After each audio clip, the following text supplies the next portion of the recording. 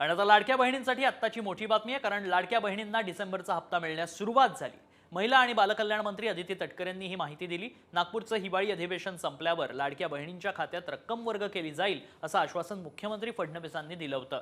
त्यानुसार आजपासून लाडक्या बहिणींना डिसेंबरपर्यंतचा हप्ता मिळण्यास सुरुवात झाली आहे। नाही, साधारणपणे आज आपण आचारसंहितेच्या कालावधीमध्ये जी काही डीबीटीची प्रक्रिया स्थगित झाली होती कोड ऑफ कंडक्टमुळे, ती आता पुन्हा एकदा रुजू झालेली आहे। 24 तारखेपासून आम्ही डीबीटीची प्रक्रिया सुरू केली आहे। याच्यात दोन गोष्टी आहेत महत्त्वपूर्ण, त्या म्हणजे जे मूळ लाभार्थी आहेत त्यांना तर जो लाभ आहे तो वितरणाची सुरुवात आहेच, पण आधार सीडिंगमुळे जे लाभार्थी लाभापासून वंचित होते त्यांची सुद्धा, ज्यांचे आधार सीडिंग झालेले आहेत त्यांना सुद्धा डीबीटीची प्रक्रिया आहे ती आम्ही सुरू केलेली आहे। पहिल्यापासून 6 महिन्याचे पैसे मिळणार का?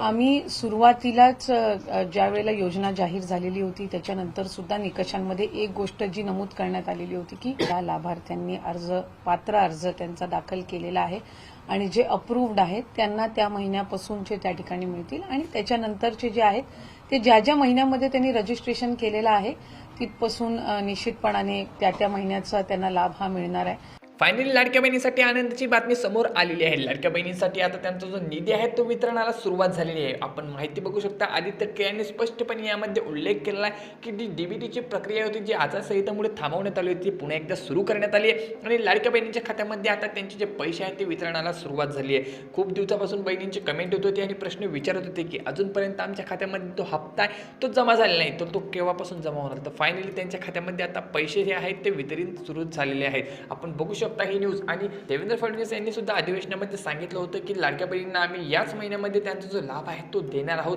2 हप्ते एकत्रितरित्या देणार आहोत। तर फायनली त्यांच्या खात्यावरती जे पैसे आहेत ते आता जमा होत आहे। केवायसी केलं नसेल तर केवायसीसाठी काही दिवसच शिल्लक राहिले, त्यामुळे केवायसी तुम्ही करून घ्या। ज्या बहिणी केवायसी करणार आहेत त्यांनाच आता पुढे योजनेचा लाभ मिळणार आहे। केवायसी करण्याची जी मुदत होती ती 31 डिसेंबरपर्यंत ठरवण्यात आलेली होती, परंतु ती मुदत वाढण्याची शक्यता आहे, कारण भरपूर बहिणींनी अजून सुद्धा केवायसी केली नाहीये। परंतु तुम्ही जी केवायसी ती करण्यासाठी 2 दिवस शिल्लक आहे, त्यामुळे ती लवकरात लवकर तुम्ही करून घ्यावी।